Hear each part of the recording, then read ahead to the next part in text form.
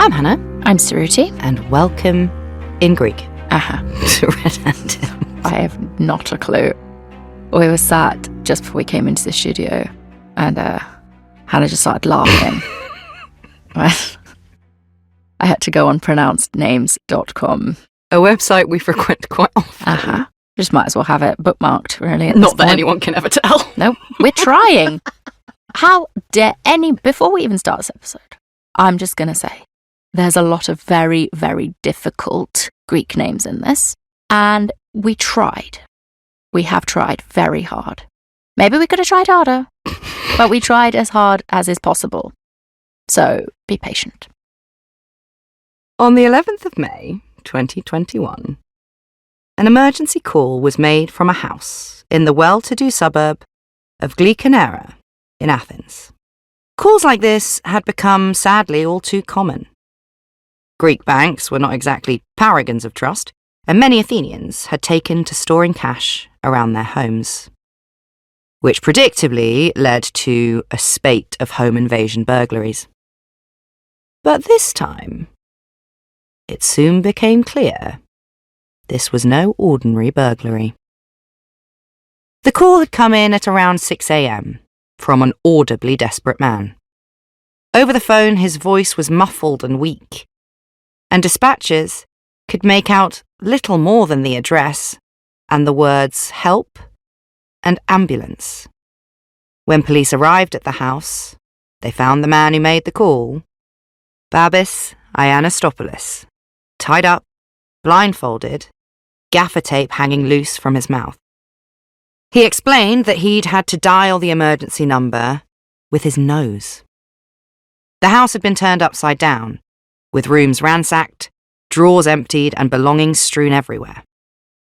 The broken man told authorities that he believed his wife and baby were upstairs and begged them to check.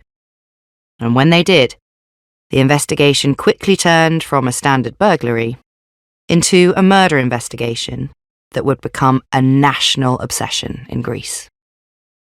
The body of Babis's 19-year-old wife, Caroline, was lying lifeless on the floor. Their 11-month-old baby, Lydia, was next to her, crying for her mother and pulling at Caroline's clothes, trying to make her wake up. And as if this Dexter plotline isn't horrifying enough, out in the corridor, police made another harrowing discovery. The body of the couple's 9-month-old puppy, Roxy, was hanging from the banister. Dexter never would have done that. No. The case riveted the Greek public and press like no other story in recent memory. The widower, a handsome helicopter pilot, provoked an outpouring of sympathy for his bravery and very public grief. And the simmering fears of foreign criminal gangs invading Greek homes bubbled over into a national outrage.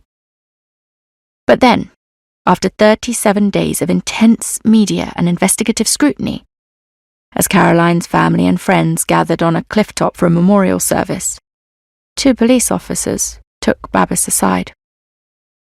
They told him they had found the culprit by analysing various devices in the house, including Caroline's smartwatch. They had cleared up a lot of the myths surrounding this case at last. The grieving widower was taken to Athens, and in an interrogation room, they revealed what they knew. That he, Babis Anagnostopoulos, was their new prime suspect. It's quite dramatic to arrest a man for his wife's murder at her memorial upon a cliff. Oh, it's so much. We will come back to this scene at the end. And dramatic, Greek tragedy-esque, you could say, with a bit of Dexter thrown in. This story absolutely took the nation by storm, and it is all fundamentally based around just one fascinating month and how it unravelled in Athens in 2021. Was the perfect end to a very imperfect crime from a man who thought that he'd fooled the world.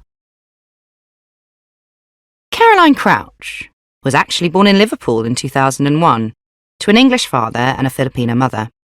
And if 2001 feels like too recent a birth date for a married mother, then congratulations, you're a millennial. Caroline's father, David, had been an oil and gas executive, which meant he travelled a lot. But when Caroline was 8, he moved the family to Greece for good. They lived on Alonissos, a beautiful Aegean island, home to just a few thousand people. And honestly, this close-knit community on a picturesque Aegean island does sound about as idyllic as a childhood can get. As a kid, Caroline was outgoing and adventurous, the kind of girl that knew everyone and always had a smile on her face. She tried basically everything, scuba diving, swimming, kickboxing, and it was the kickboxing that stuck. She kept up that passion throughout her short life.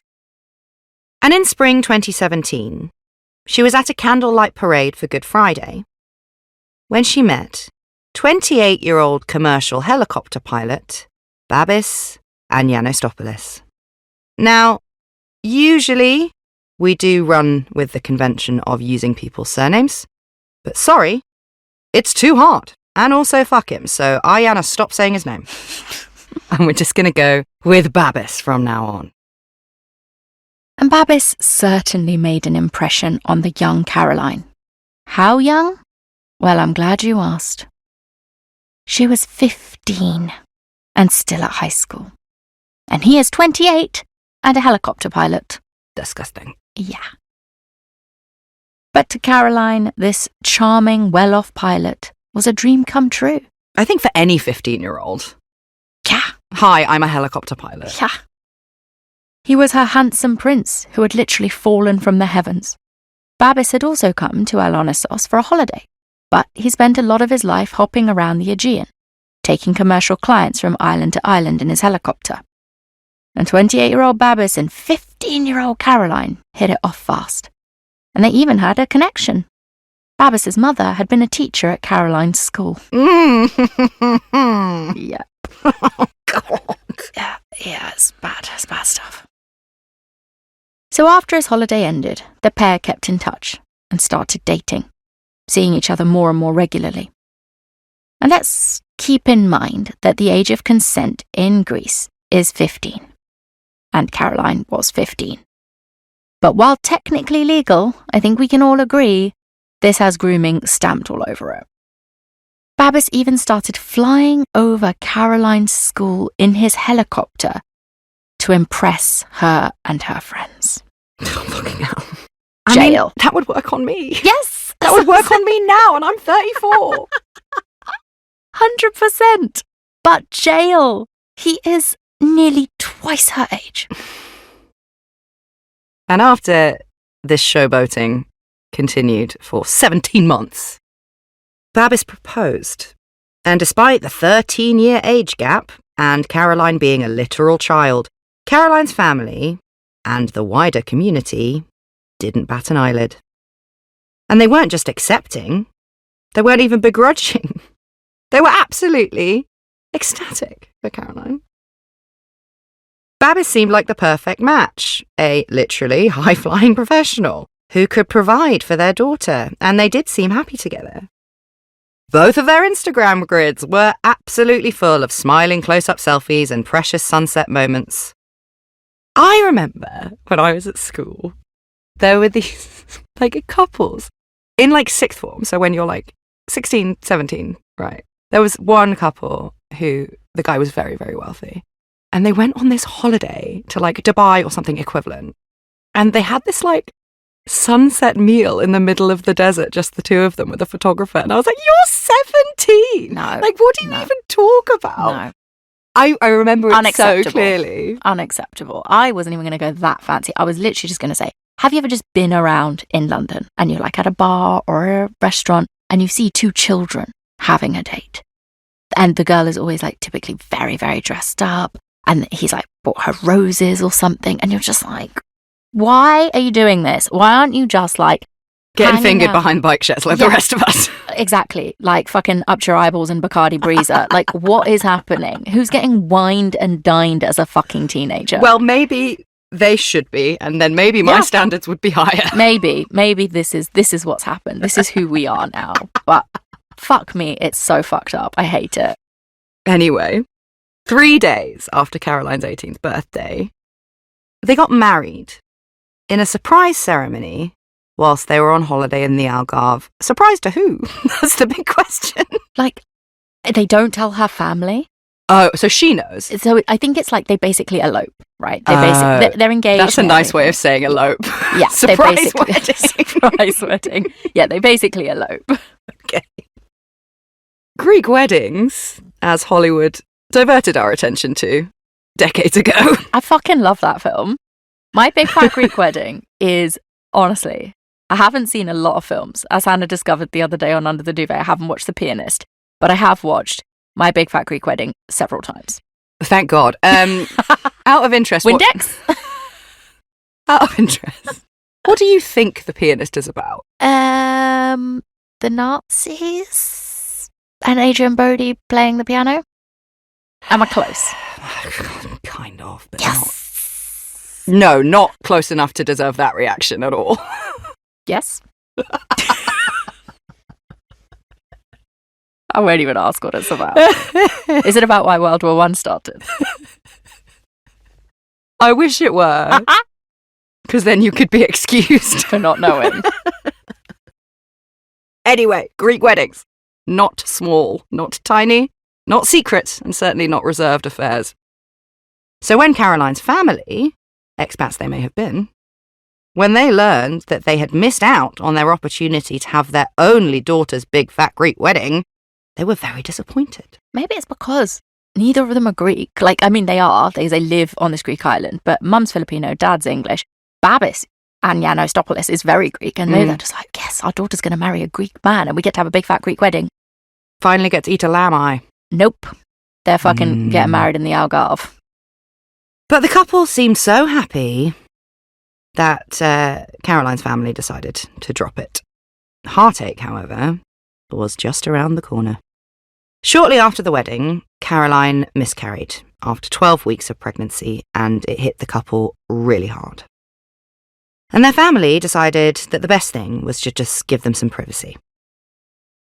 And soon the couple were back on their feet. Babis and Caroline moved into a very chic 3-story maisonette that they rented in the wealthy suburb of Glicanera.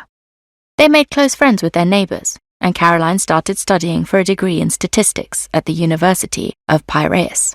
And soon Caroline was pregnant again, and they had a baby girl, Lydia. Soon after, Caroline adopted a rescue puppy, Roxy, a brown husky. Their family was finally coming together, and the pair even had plans to build a forever home to grow into. Caroline's mother, Susan, had given them 50,000 euros, and Babis had found the perfect location. I'm sorry, brand new baby and rescue puppy? Yeah. That sounds fucking awful. It's because we're in our mid-30s. She's 19, she's got loads of fucking energy. I don't know, man. My friend recently, well, not recently, a year ago, surprise pregnancy. Mm-hmm. And she's now had this baby. But previous to surprise pregnancy, her and her partner got a puppy. Mm-hmm. Sent it off to his parents after 6 months. They were like, can't handle it, can't do it. Oh, yeah. And they've moved house now out into the suburbs. And her husband's like, we can maybe have another baby. We are not getting another dog. I don't blame them. I do not blame them. And my friends, who you know, acquired accidentally a dog for several months. Dog came back from a very unpredictable owner. They'd basically agreed to like dog sit this dog while this woman went on holiday. And then I went over to their house again like months later, and the dog was still there. And they were like, oh yeah, she just like never came and got the dog. Dog is now back because the woman is about to imminently have a baby. And they were like, oh yeah, she was like, after I have the baby, I'll have the dog back. I was like, she's never taken that dog back, man. This is now your dog. He lives here. That's what they want, though. They've kind of changed their mind. Oh. They love the dog, but dog is entering its winter years, most expensive years. Most peeing on the carpet years. Yeah. And they're like, we loved this. We loved this. And we're like, we want to get a dog now. But they're like, if they also agree to keep this dog, that's not going to happen for a long time. And he isn't the easiest dog because she's obviously not been like the strictest, the most on top of it owner, shall we say. But anyway, yeah. Babies and dogs, don't do it. Anyway, sticking with this. They're thinking about this house. They've got the location, they've got the money, they're ready to go. and on the 6th of May 2021, Babis bought a plot of land in Pekemi, east of Athens. But 5 days later, just 2 months before her 20th birthday, Caroline would be smothered by a pillow and take her last breath. Because it was then, on the 11th of May 2021, that police discovered her lifeless body and her 11-month-old screaming baby beside her, as well as the 9-month-old husky puppy hanging dead from the banister. As we said, the call came into emergency services at about 6 o'clock in the morning, 12 minutes past 6 to be precise, and detectives arrived in minutes. Babis, the only witness, told them this story. 3 men had broken in through a cellar window at about 4 a.m. Some of them were armed with handguns. Caroline was sleeping in the attic, but Babis was asleep downstairs, so when they got to him, the intruders, they tied him to a chair, blindfolded, and gagged him.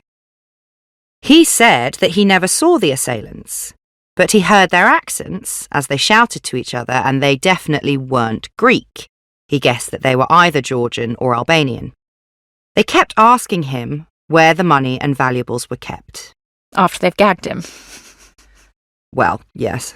Also, very typical for a Greek person to blame it on an Albanian. But anyway, Babis told them immediately where everything was, because his only priority was protecting his family. And the house showed clear signs of a break-in. Drawers had been emptied, the place was a mess, and everything of value had been taken because Babis told the police that he'd told the men exactly where to find these things, so that they would spare him, his wife, and his baby. 20,000 euros worth of jewellery was missing, alongside 10,000 euros in cash, which had been hidden in a Monopoly box. Because no one's ever going in there. No, exactly. Upstairs, investigators presumed Caroline must have fought back. And yeah, this seems strange, right? Because Babis doesn't fight back. He's just like, yes, take all the money, take all the valuables, I don't care, I just want to protect my family. But the police believe the idea that Caroline fought back despite the burglars already having secured the money and the valuables, and despite the fact that she would have known that, 3 men in her house violently looking for money would have been a clear threat to her and her baby. They figured that she had decided to take all of them on. And in the resulting tussle, they had suffocated her. The story was huge, not only in Greece, but also in the UK. So much so that I believe it featured in our Now Resting in Peace show in the news.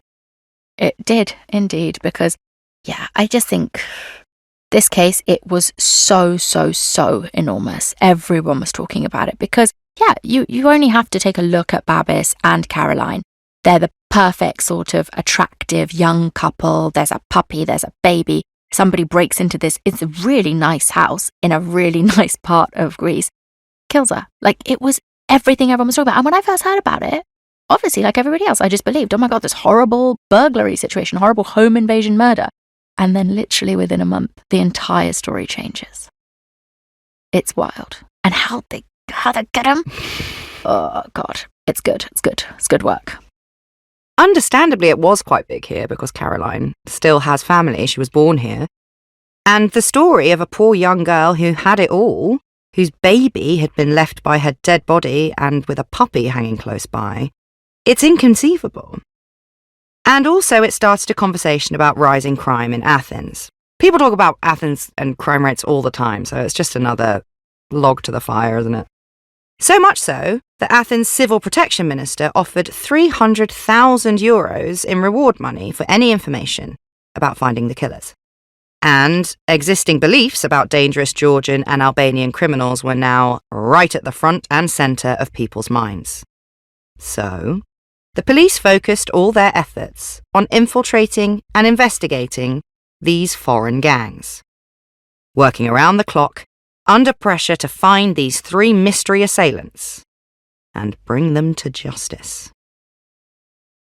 3 days after her death, Caroline's body was transferred to Alonissus, and she was buried in a cemetery just round the corner from her childhood home. Almost the whole island attended the funeral.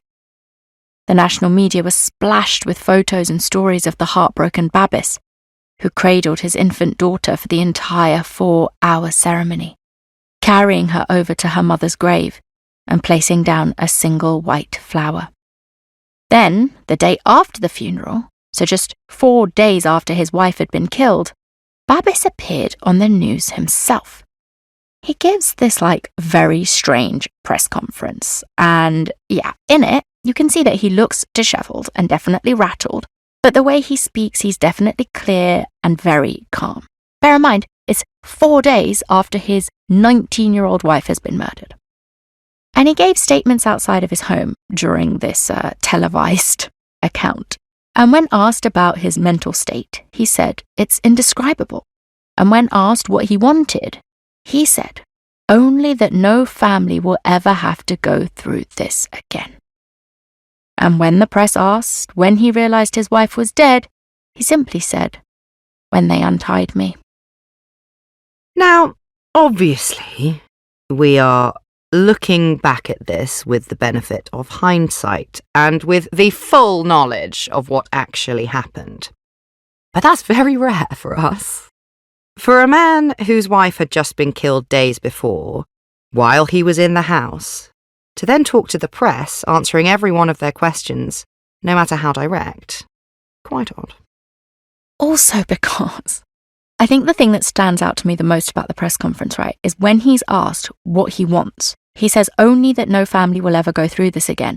4 days after my wife has been murdered and my baby daughter has been left without a mother, and when they have yet to apprehend who did this, that wouldn't be the thing that I said I want. I would be saying to catch the people who did this. Or to bring her back. Yes, but rather he's like, only that no other family go through this. That is a weird thing to say. That's something you could say 10-year anniversary. Yeah, that's like maybe a McCann 10-year down the line phrase. When you've started all the foundations to not let this happen again. Yeah, it's tempting to compare him to someone like Chris Watts and the initial interviews he gives to the press. But the difference is Shanann was missing when he gave those conferences. Yeah.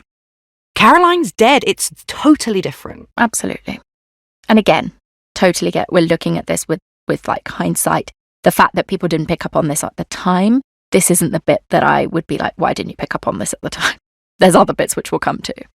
Anyway, a few days later, Babis posted a picture of their wedding day to his Instagram account, which has the handle flying.babis. The caption read, "Always together. Farewell, my love." Again, this is a few days. This is like a week after his wife has been murdered. How are you ready to go on fucking Instagram and just post "always together, farewell, my love"? Are you not still in the state of grief where you can't believe this is happening? How are you already at the stage where you're like, "Farewell, my love"? Do you know what I mean? I get it. We're looking at this with hindsight. But it is just really alarming. He just can't stop. And the post got thousands of comments, a huge number of which Babis responded to personally, thanking them for their interest and saying how deeply touched he was. You know, not like a man who's got his hands full with looking after an 11-month-old baby on his own now and also, dealing with the police and a massive investigation into who killed his wife. But he's got time to personally reply to Instagram messages. Okay. And journalists even said at the time that if they wanted information about the story, they all knew that they could just DM Babis directly. He was always online and very happy to reply. It's like he's doing PR, but he's doing it, I suppose exactly what he's doing, but it's so clinical. Oh, yes. Now, in the meantime, while Babis is soaking up his 15 minutes of fame, the police had been focusing on what they had, a description of 3 foreign burglars, probably from the Caucasus region. The media also joined in, publishing stories tying the case to other crimes in the area by Albanian or Georgian perpetrators. And less than a week after Caroline's death, news broke that the police had made an arrest. A 43-year-old Georgian citizen had been arrested at the northern border as he attempted to cross into Bulgaria on a false passport. He was brought into Athens for questioning. The man had been wanted for a string of other burglaries in the area. and just a few weeks before, he and a gang of accomplices had broken into an elderly couple's flat, tied them up and robbed them. And this flat had been just 20 minutes away from Caroline and Babis's home. The man was questioned for days, and his DNA was sent off for analysis. And while it initially looked like a slam dunk, eventually it went nowhere. There was no physical evidence placing this man in Caroline and Babis's home. And yes, he was a criminal. But burglary, even tying people up and committing burglary, is a different thing to murder. It would have been a very big step up. And so, with absolutely nothing tying this man to the murder of Caroline Crouch, the police were forced to let him go and return to square one. But they weren't high and dry. There was lots of physical evidence to uncover and analyse. For one, the family home had been kitted out with internal CCTV cameras. Useful, but actually not, because at 12:35 a.m., hours before the crime, the camera in the living room abruptly stopped recording. Because the SD card had been removed and the camera itself had been left on the living room floor. And the last thing the footage shows, before it stops, is Babis sitting on the sofa, cradling his daughter and looking at his phone. Then he gets up, and then nothing. The screen goes blank. That's quite impressive forward planning for mystery assailants that don't show up for another few hours. And even if they had thought of that, why would they not just take the camera? So, yeah, weird camera business. Then they had the forensic results. And the police had hoped that this might shed some much-needed light on this case. Because can you imagine the amount of pressure the police are under? It's like a wealthy suburb, a young couple, murdered in the home, everyone is freaking out. But sadly, much of the forensics results were inconclusive. Both the samples from Caroline's fingernails and those from the rest of the house turned up nothing. No fingerprints, no DNA, no sweat or traces of biological matter were found anywhere. These foreign burglars, despite absolutely trashing the house, must have been incredibly meticulous. Maybe one of them's the cleanup man. One of them's like, two of them are just like destroying everything, killing puppies, killing women, and the other one's just like running around, cleaning everything up with a fucking toothbrush and a fine tooth comb, by the sounds of things. Then the police went back over Babis's version of events and started to ask themselves some questions. And again, we are very aware it is very easy for us to say this snarkily now, but it does seem like these questions should have been asked right from the start. And here they are. First of all, how could 3 burglars break into the house through a tiny window with absolutely no signs of forced entry? How could they possibly trash the entire house and raid it, tie someone up, kill someone else and a dog without leaving a single shred of DNA evidence?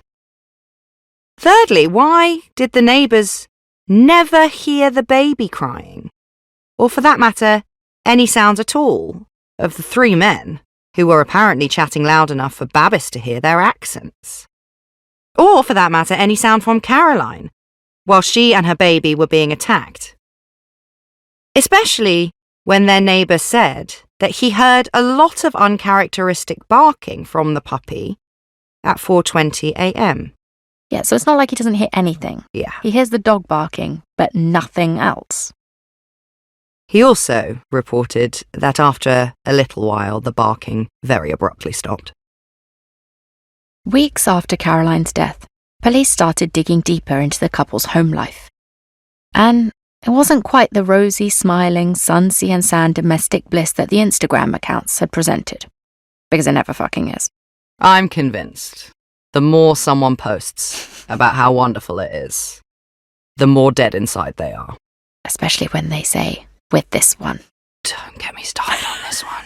He's your boyfriend. You know his fucking name. You're just rubbing it in, Diane. So yeah, The police discovered that the couple had been going to therapy after the loss of their first child, and according to Caroline's family, it hadn't been successful. So then the police turned to Caroline's diary, and it revealed the true extent of the couple's marital difficulties. Some parts of Caroline's diary even seemed to be written in code. Presumably, it seems to make sure that Babis could never read them. Because, with shorthand, Caroline had written things like beating and dangerous man, and the diary described long-running fights and the sense that Caroline was increasingly afraid to tell her husband her real feelings, in case they set him off. On New Year's Eve 2019, Caroline wrote, "I argued with Babis again. This time, a lot. I hit him, I cursed him, and he broke the door. I woke up feeling so weak and tired and thinking about leaving, going to my sister. I don't know if I can continue with Babis, but I love him so much that I can't leave him, even if this relationship is harming me." Then on the 3rd of July 2020, she described another explosive argument. In this one, she revealed to Babis that she'd wanted to leave him before she got pregnant, and that she only stayed with him so that her daughter could grow up with both parents.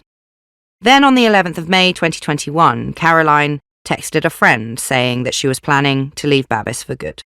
Caroline's phone also revealed that she'd been browsing Airbnbs and hotels that very night. So clearly, this hadn't been an idle threat. And if that date is ringing any bells, it's because you're a very good listener. Well done. The 11th of May 2021 is the day that Caroline died. The police were now thoroughly convinced that there had been no burglary at all. After weeks of national fury and the outpouring of support and sympathy, it had been Babis all along. But they'd have to prove it. And for that, they turned to the tech. The more the police looked into the couple's devices, the more obvious it all became. And this is something we've not really touched upon hugely before. There was a bit of this in the Karen Reid episode, but it kind of doesn't really lead anywhere. Here, it is super effective.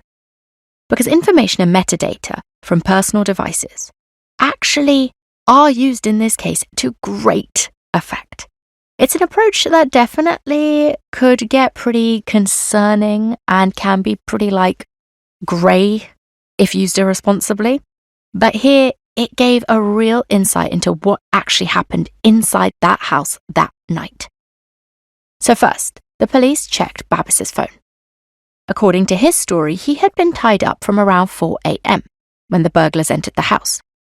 But, unfortunately for him, his phone showed him clearly moving around the house, from both his GPS location and active step counter. And look, you gotta close those rings, even if you're murdering your wife. Gotta do it. But okay, look, it doesn't necessarily show him doing it, it shows his phone moving around. So yes, we can say that to be gentle. But then the police checked Caroline's smartwatch, and bingo. It showed that she'd been asleep around 6 minutes before the murder began. Then, at 4:05 a.m., there was a sudden, sharp increase in her heart rate until 4:11 a.m., when her heart stopped beating altogether. Again, how are they learning all this just now? I feel like maybe we need to accept that we live in an age where the first thing that happens when someone dies is you take their Apple Watch, you take their Aura Ring, you take their Fitbit, and you go through all of the data and then you decide what happened. I agree. Let's do that, please. So yeah, basically what this is telling the police loud and clear is if this woman had been asleep until 6 minutes before she died, suddenly there's a sharp increase up until that point she's asleep and then her heart stops beating. At what point exactly did she fight back against her assailants before being suffocated in an ensuing fight? It seems implausible, at least. And we've got one last thing to revisit before we move on. In the story that Babis told, he was tied to a chair, blindfolded. And he managed to not only get his phone, but also dial 100, which is the Greek emergency number, with his nose. So let's try this out. All right. So I'm going to give myself a head start, right? Because Okay. I'm just going to put it on the table. Yeah. So I've already used my hands. I'm already out. Yeah. To be honest, yes, you've already unlocked the phone. No, I haven't you're unlocked okay. it. I've You just haven't. moved it Okay. into the direction, Sure. the area to which my nose can reach. Got it. Okay. That's a big step. And now I'm going to try and open it. Let's with do my it. nose. Let's do it. I'm watching. Wait, shall I film this? Yeah, probably. Okay. What if I can... You can do it, I believe. I don't- Oh, you got it. Okay. It's a good start. Oh, Face. face ID, face ID. You haven't Oh, got I can- gaffer tape I on can- your face, though. I can do emergency with my nose. He says he does Emergency 100. call! He says he does 100. I don't want to actually call the police. It won't go to 100. It won't go anywhere if you dial 100 here. Or maybe it will. Let's find out. One? Yeah, you can't use your arms either for support. I because didn't use my arms. I was... No, I meant like for balance because they're tied behind your arms. Okay, sorry. You also probably didn't have a tiny little armchair, deck chair in front of you, but yeah. Appel de urgence. Should I try it again? with Try it no again. Arms? I think the no arms is crucial. You can do it. You can do it. As long as you can reach your phone with your face immediately. It can be done. Well, you saw it here first. Getting it out of my pocket with my nose, though, probably a bit more difficult. Tricky business.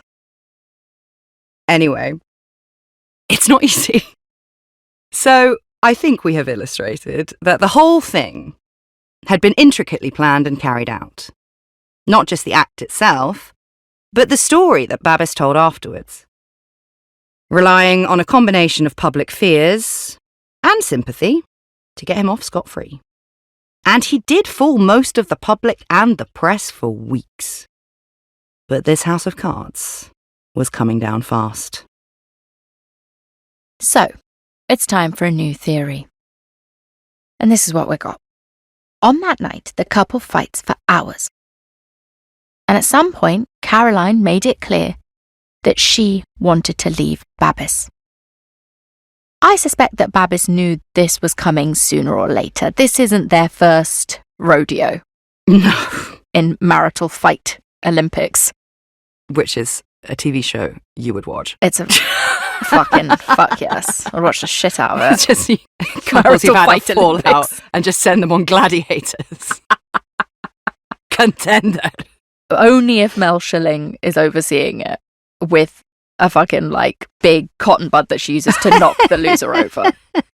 So yeah, I think Babis knows that this point where Caroline is going to leave him has been a long time coming. And so I think when she finally tells him that night, I am leaving you, I think he pulls out a very meticulous and very much premeditated plan for murder and deflection. Do you think he practiced dialing 100 with his nose to check if he could do it? This is the other thing. Did they dust the phone For nose prints? Because otherwise I don't want to fucking hear it. I don't know. So yeah, he's ready to go. He's got his plan. So I think what happens next, and this is what the police believe, he goes downstairs. Caroline stays in the attic room, all the way in the top of the house. And they continue their fight over text, which is just like the worst thing. When you're still both in the same house, but you're like just texting each other how angry you are. It's, nil poit, the fucking marital fight Olympics. But Or that's maybe what's going on. you flip it on its head and it's the people who have the worst marriage that win. Yes, in which case all the points. And we know that this is what happened because there are texts on the phone, but also this is what's shown in the last frames of the CCTV that was inside the house. And the police figure that what happens next is that Babis decided that he wanted their daughter Lydia for himself. He wasn't going to let Caroline walk out and take her with her. So he gets up, removes the SD card from their CCTV cameras, and heads upstairs to where Caroline had finally gone to sleep. He then held a pillow over her face for a full 6 minutes until he was sure she was dead. Then he starts to stage the scene. He puts their baby daughter Lydia next to the dead body of her mother. Then he picks up Roxy, the 11-month-old husky puppy, and drowns her in the bathtub. Then strings her up to the banister. He then makes the fake call to the Athenian police, Gaffer tapes his mouth, blindfolds himself, and then ties himself to a chair. And then he prepares himself for the role of a lifetime. The handsome, grieving widower, the victim of nasty foreign criminals, the brave, bereaved father. Who can also fly a helicopter, just in case you want that. Yeah. He's the full package, ladies. 37 days after the attack, a memorial service was held for Caroline on her home island of Alonissis. Her family and friends gathered to remember her, and Babis, surrounded by Caroline's family, held baby Lydia in his arms for the duration of the ceremony. The emotional scenes were broadcast live across the country. But during the service, 2 police officers arrived by helicopter. Mwah! Yes, full circle. And they made a beeline for Babis and told him they had a suspect, and they were almost certain that this person had killed Caroline. The officers told Babis that he needed to go with them immediately to Athens so he could help to identify this suspect. Babis went over to tell Caroline's family, and he and Caroline's mum hugged for about 5 minutes. 5 minutes. Have you ever hugged anyone in your life for 5 minutes? I don't think all the hugs I've ever given add up to 5 minutes. 5 minutes? That's fucking mental. It's a long time. Footage of this long hug was instantly all over the news, and the commentary read that the family were overjoyed with this new breakthrough, and at the prospect that soon it would all be over. Babis asked the police if he could use his phone, but they said no. They also told him that he wouldn't be able to stick around for the rest of the memorial service. It was probably best if he just went with them straight away and avoided making a scene in front of the TV cameras. And whether he knew it or not, Babis's number was well and truly up. I don't think he had any idea. No. I think he was convinced that he'd got them all. Yeah, absolutely. Now, the trip to Athens from this small Aegean island is not quick, even by helicopter. So presumably Babis had quite a lot of time to mull it over. And when he finally got to an interrogation room in Athens and was told that the suspect was in fact him, he didn't go down without a fight. After 8 hours of questioning and various half-baked answers that he probably cooked up in that helicopter ride to try and answer all of the various inconsistencies that had come up during the course of the police investigation, Babis finally confessed. And he said, simply, "I killed her. I will tell you everything in detail." But as we will discover, the story he tells now also makes very little sense. He said that during their argument, Caroline told him to leave their bedroom. Then she took the baby and, according to Babis, threw Lydia into a swing in a way that made Babis scared for the baby's safety. He said that Caroline also became physical, punching and kicking him and flying into one of her dangerous outbursts, as he called them. Caroline threatened to take Lydia away from him for good, and he was worried about Caroline's capacity to be a good mother. So, in the heat of the moment, in a bid to save his daughter, Babis said he lost his temper and smothered his wife with a pillow. Which obviously makes sense for very few reasons. But if you're arguing red mist blind rage, pillow isn't what you're going for. No, especially because it took 6 minutes of holding her down. No. So Babis told the police that when he realised what he'd done, he'd considered hiding Caroline's body, but then decided instead on the fake robbery story. Why? Well, it's because he's just such a bloody good dad. He said, "I thought of making one last attempt so that our daughter might at least grow up with her father." So he's like, that's why I didn't have myself in, because it was just red mist. I promise you it was just a crime of passion in the heat of the moment. Didn't mean to do it, I swear to God. The only reason I didn't hand myself in was for the sake of my daughter, so she might still have a dad. And yeah, presumably there's also some bullshit here if he'd had more time to think about it, of being like, well, if I hide the body, then Lydia's going to grow up thinking her mother abandoned her, or spend her life wondering where her mother is. At least now she knows her mother is dead. But it wasn't me. It was this fake burglary. Don't worry, you still grew up with a great dad who loves you, who just happened to murder your mum. And I can fly a helicopter. This too. And then the thing about the dog comes up, right? And when I say the thing about, I mean the fact that The killing of the dog. The killing of the dog. And for this inexplicably gruesome move, because yes, he drowns the dog in the bathtub and then hangs it from a banister. When he's asked why on earth he did that, he said, I didn't know what to do. I thought that in order to look more plausible that rogue robbers had entered the house, I would have to hurt the dog. No one knew I would be capable of killing the dog. With a heavy heart, I hung the dog's leash on the railings of the stairs. So basically what he's saying here is, I think it's like misinterpreted of being like, no one knew what I was capable of, like he's this demonic creature and he's admitting to it. I don't think that's what he's saying. I think what he's saying is more along the realms of like, nobody would be able to believe that I could have killed the dog. Saying like, people could have believed or suspected that I had murdered my wife. But I had to take it that stage further so that it looked really, really much more likely that some third party had nothing to do with us had committed this crime. Because no one could imagine why I would kill the dog. So I had to do it because it was the most crazy thing that could happen. Like, that's what I think he's saying there. But basically, ultimately, the subtext of Babis's entire story is that it was all Caroline's fault. He had had no choice. He had been forced to take his wife's life and her puppy's life, all for the sake of saving baby Lydia. And you might be thinking, what happened to the smartwatch? Why did you bring that up and then not bring it up again? We work for the Athens Police Department.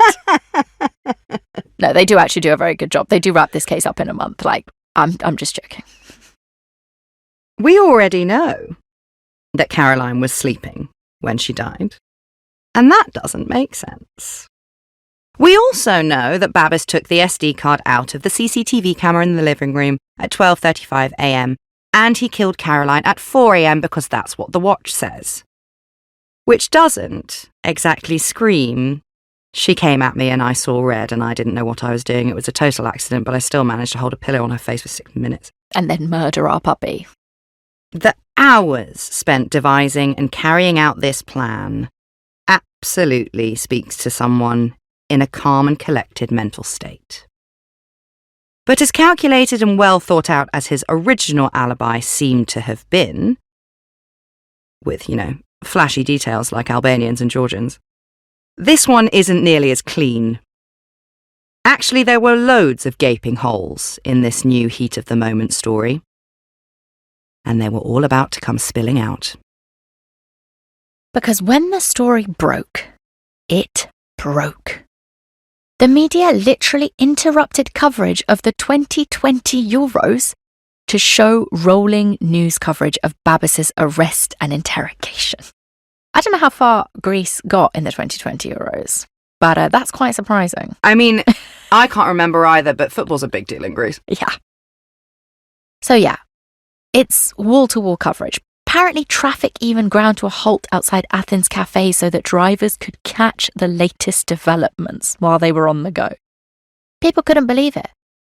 And so, it's often said about this case that Babis was the man who fooled a nation. But that's not entirely true. There were definitely those who doubted his grieving father act right from the very start. But most of the country was firmly #Team Babis.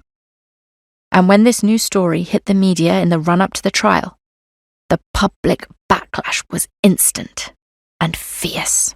There's one thing the public hate more than losing the Euros. It is being deceived. Absolutely.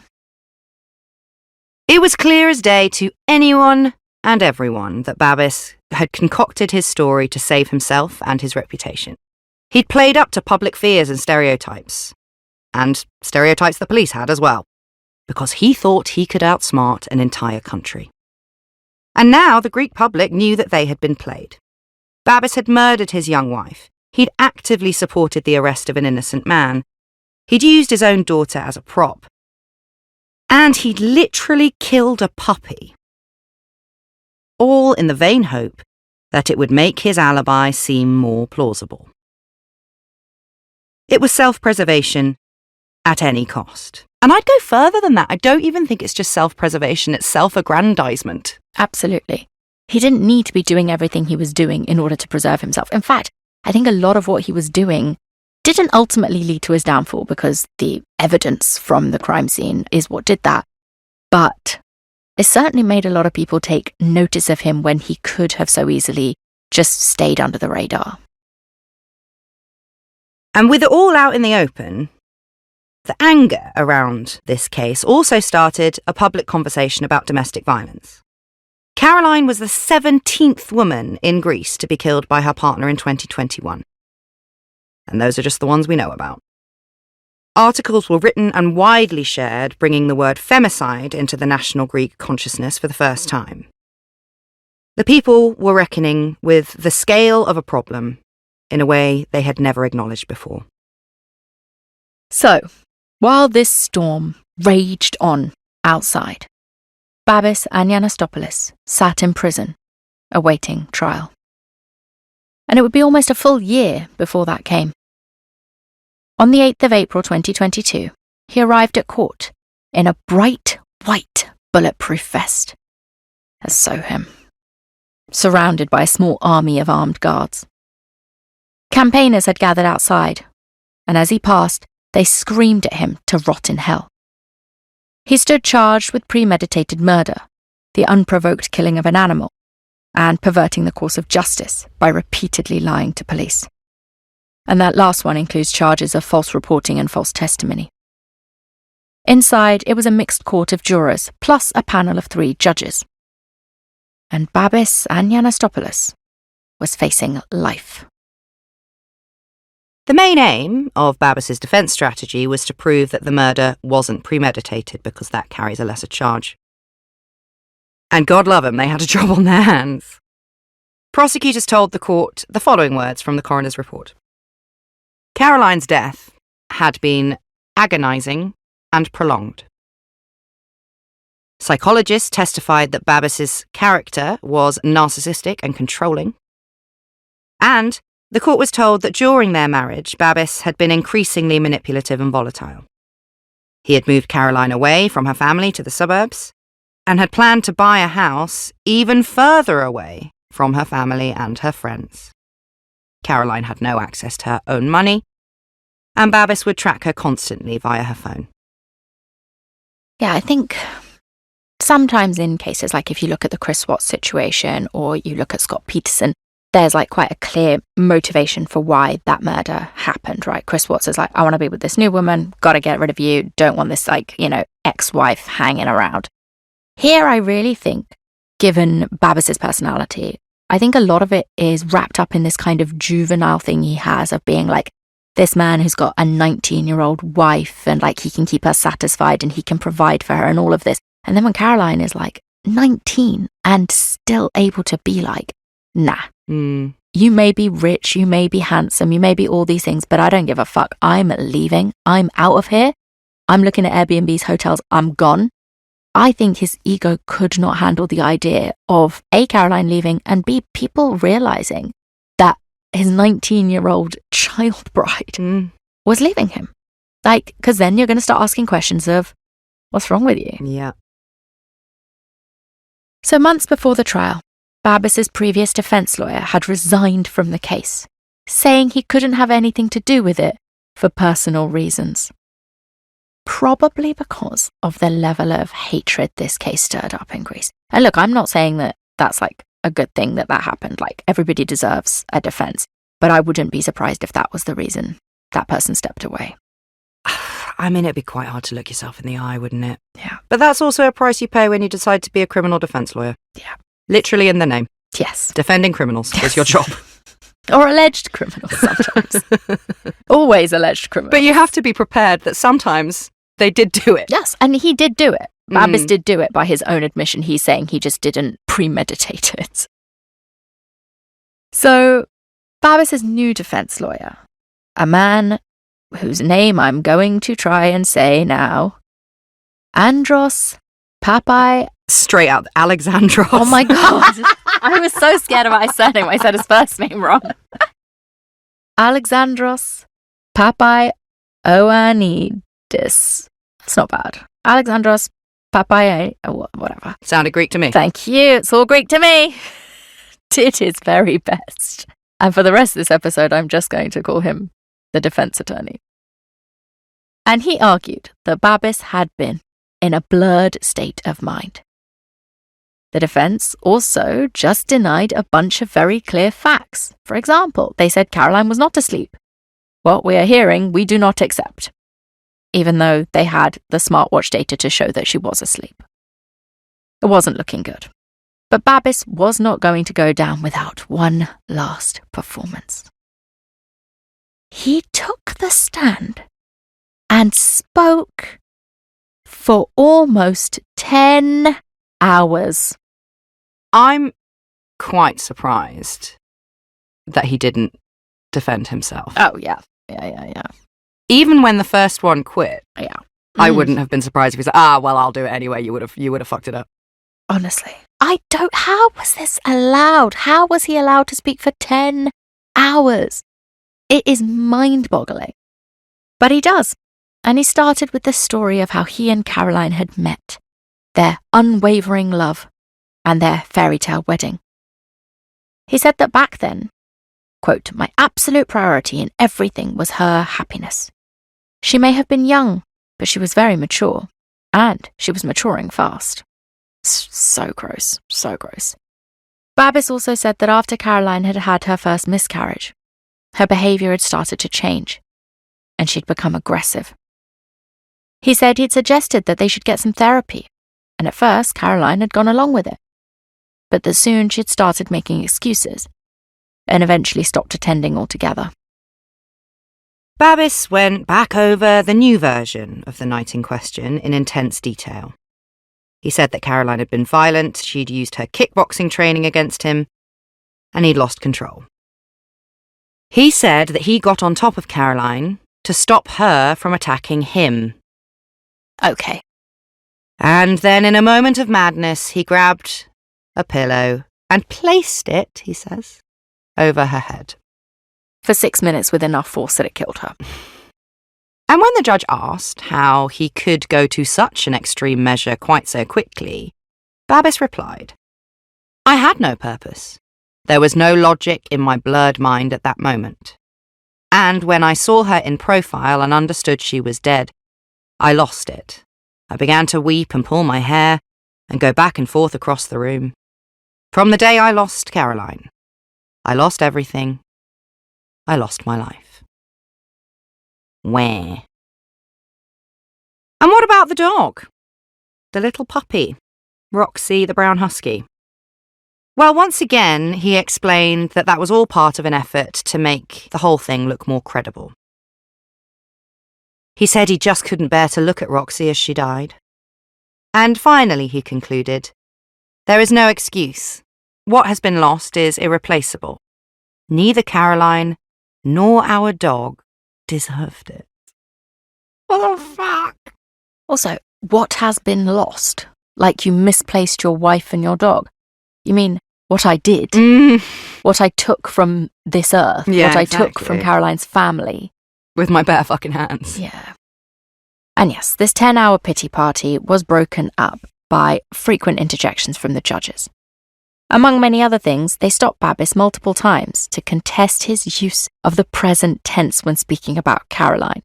And they also asked him not to overanalyze, presumably just to try and encourage him to fucking get on with it. Because he analyzes situations like he's suddenly like an expert witness or something and not just, trying to not go to prison for the rest of his life.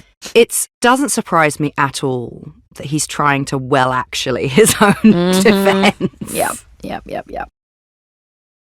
And it didn't end. His little act didn't end with just his time in the stand, because later during trial, when excerpts from Caroline's diary were read out, Babis would sit there and cry.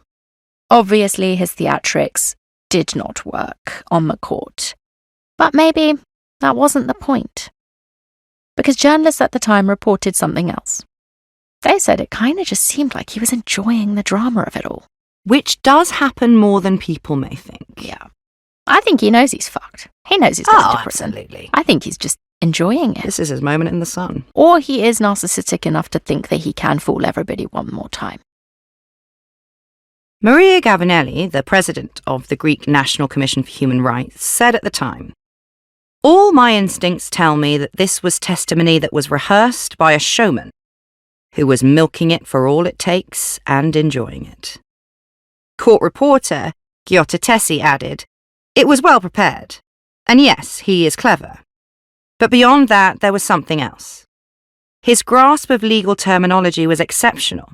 If you had not seen him uttering the words, you'd have thought it was a lawyer speaking."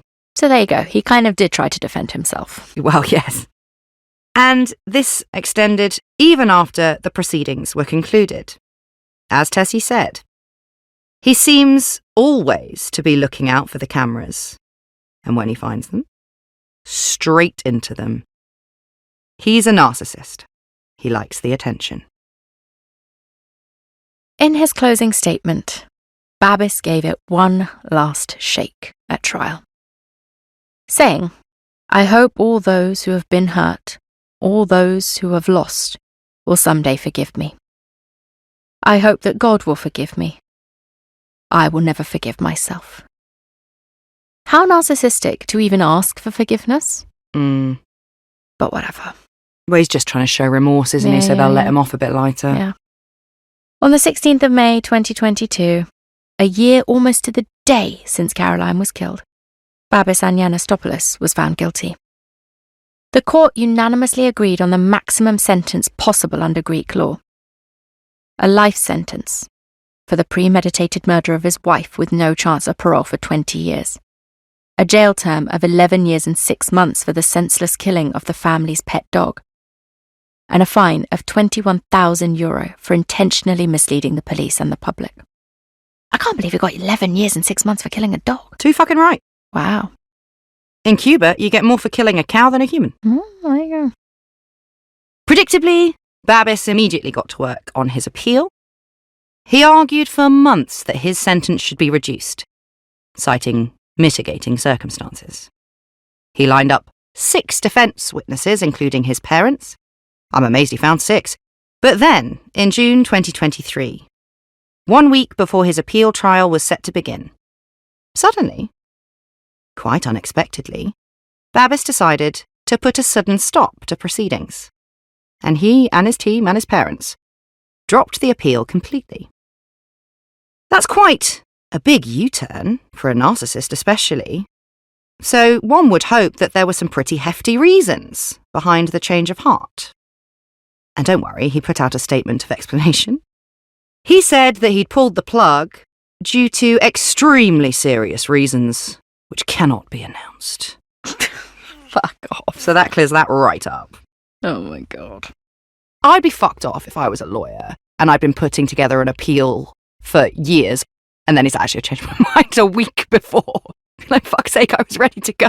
I am really surprised that he does that, though, because I think it is very clear from everything we've said throughout this episode is that he is a man who loves attention, and he would have had another go at the limelight. Maybe, as many people wouldn't have been as interested in an appeal, for sure, but I am surprised he drops it. Yeah, same.